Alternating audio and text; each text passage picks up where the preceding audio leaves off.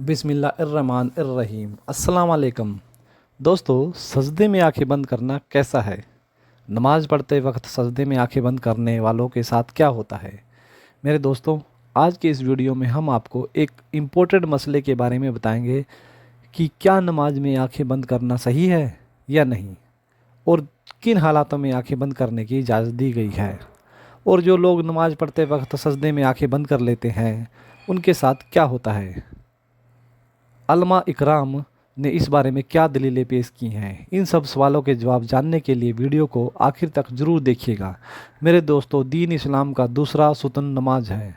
कुरान पाक में जगह जगह ईमान के बाद सबसे ज़्यादा जिक्र नमाज का कायम करने का है।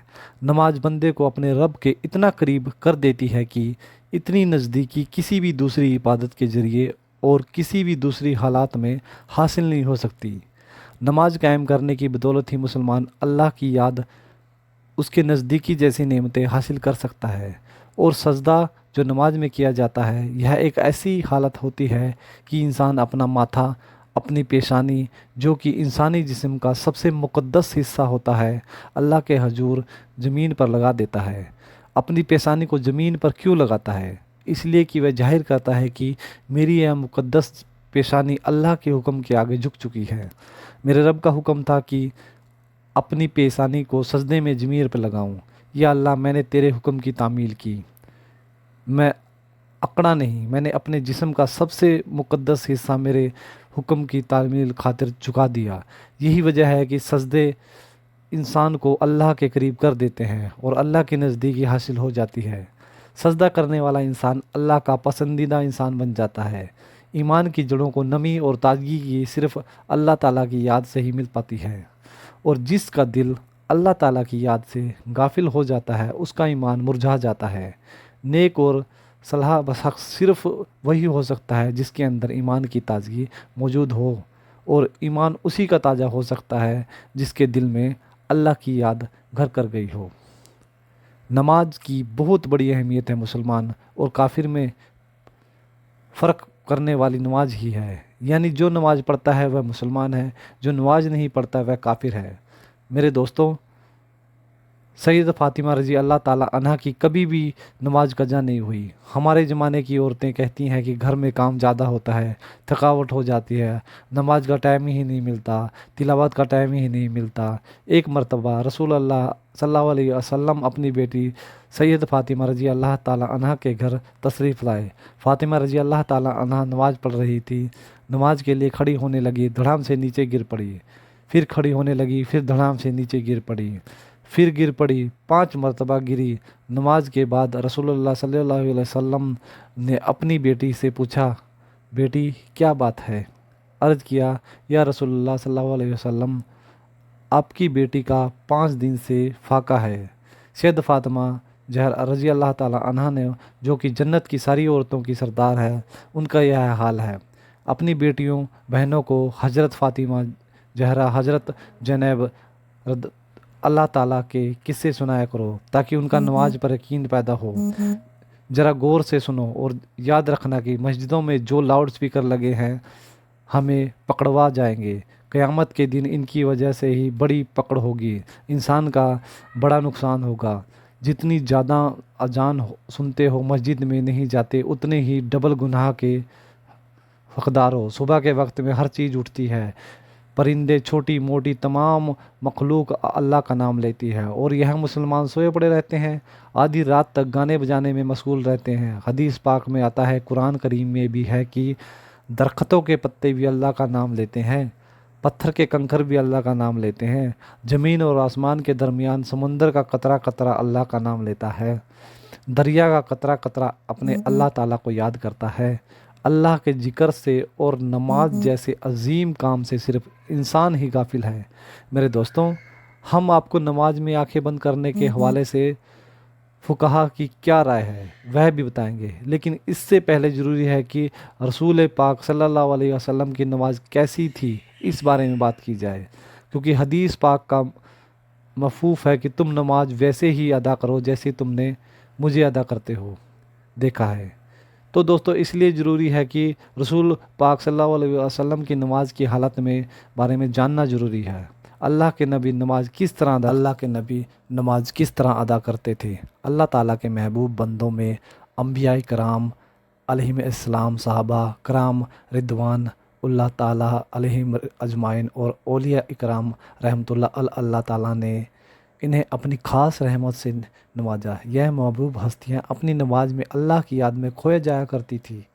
رسول اللہ صلی اللہ علیہ وسلم اعلان نبوت سے پہلے بھی غار گرہ میں کافی عرصہ اللہ کی عبادت میں لگے رہے، مگر جب صلی اللہ علیہ وسلم نے اعلان نبوت فرمایا تو آپ صلی اللہ علیہ وسلم کو نماز کا حکم ملا اور آپ صلی اللہ علیہ وسلم اس کام میں لگ گئے۔ شروعات میں آپ چھپ کر نماز ادا کیا کرتے تھے۔ رسول اللہ صلی اللہ علیہ وسلم کی نماز آپ کی نماز مکمل تھی۔ آپ صلی اللہ علیہ وسلم نفلی نمازوں میں بھی اللہ کے خوف سے رونے لگتے تھے اور محبت سے دھیان لگاتے تھے کہ دنیا کے ہر حالات سے دور اور بارگاہ رب العزت کے بالکل قریب ہو جاتے۔ اللہ تعالیٰ کے حضور آپ صلی اللہ علیہ وسلم جیسی کامل اور مقبول نماز نہ کوئی پڑھ سکا اور نہ ہی پڑھ سکے گا۔ آپ تہجد پڑھا کرتے تھے اور شروع میں 1 سال تک آپ صلی اللہ علیہ وسلم پر نماز تہجد فرض تھی، پھر یہ نماز فرض کی بجائے نفلی ہو گئی۔ تہجد کے نفلی ہو جانے کے بعد بھی رسول اللہ صلی اللہ علیہ وسلم راتوں میں لگاتار نماز پڑھا کرتے تھے اور بڑی قرات کیا کرتے تھے۔ بعد میں جب 5 نماز جماعت فرض ہو گئی تو آپ صلی اللہ علیہ وسلم نے آخری دم تک اس فرض کو اچھے طریقے سے پورا کیا۔ آپ صلی اللہ علیہ وسلم کی نماز میں اتنی عزیز اور خوشی کھوج ہوتی تھی کہ اس کی مثال نہیں ملتی۔ میرے دوستو، آپ صلی اللہ علیہ وسلم نے نماز کے لیے بہت سی تکلیفیں بھی برداشت کی۔ بخاری شریف میں ہے کہ ایک دن آپ صلی اللہ علیہ وسلم حرم شریف میں نماز پڑھ رہے تھے اور قریشی بیٹھے مذاق کر رہے تھے۔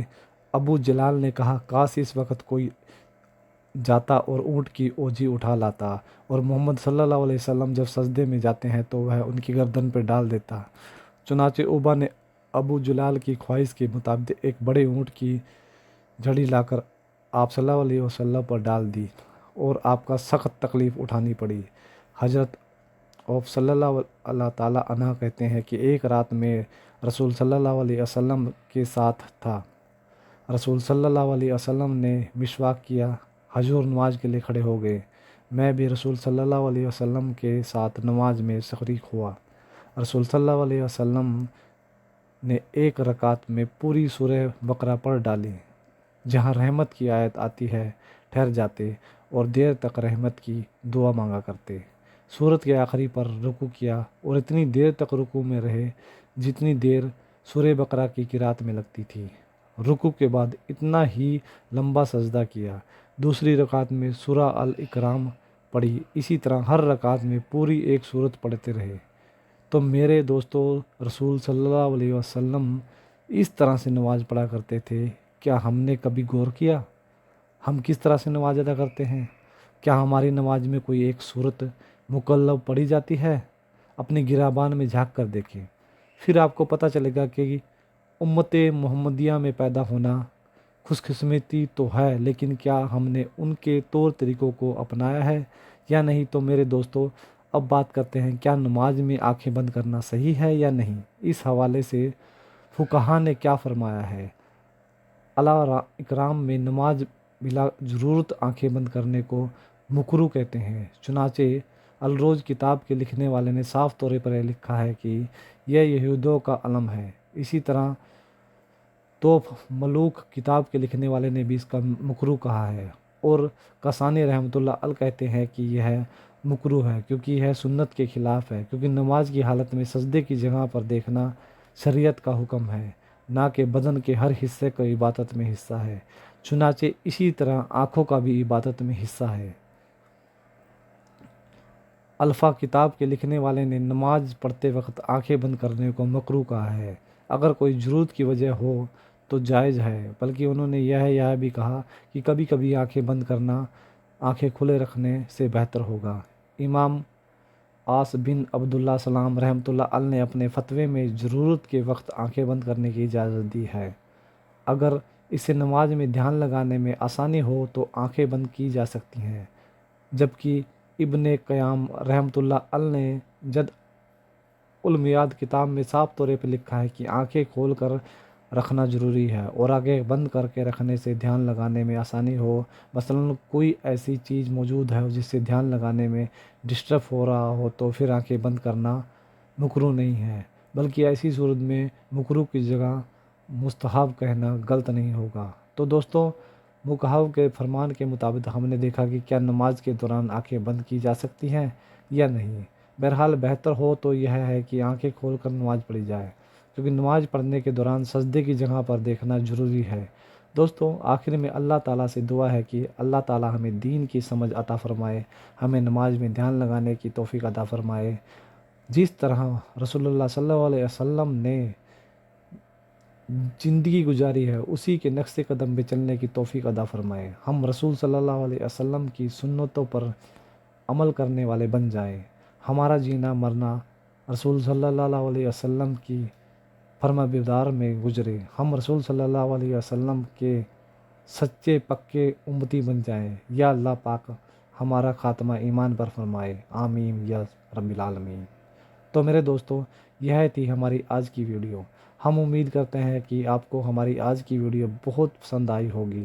ویڈیو پسند آنے کی صورت میں لائک اور شیئر کیجیے گا، اور ویڈیو میں سمجھ میں آنے کی صورت میں کمنٹ باکس میں ضرور لکھیے گا۔ ملیں گے انشاءاللہ تعالیٰ اپنی اگلی ویڈیو